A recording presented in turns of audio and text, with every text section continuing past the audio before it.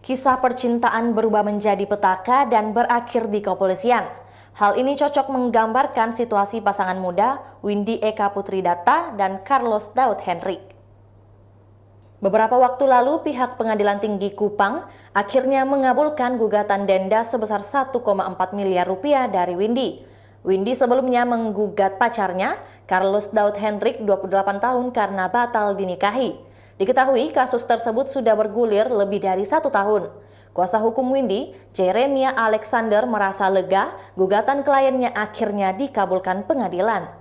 Dalam sidang yang diputuskan pada 5 April lalu, hakim menyatakan bahwa perbuatan Carlos telah melawan hukum.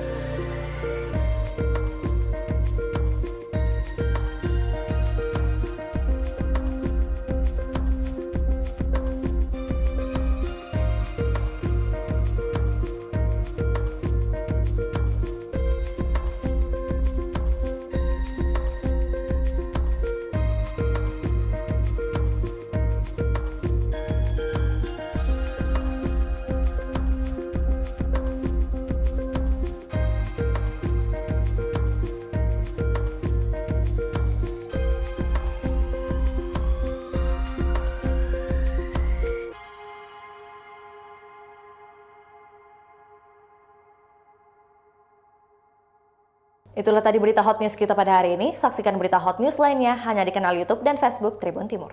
Terima kasih sudah nonton. Jangan lupa like, subscribe, dan share ya.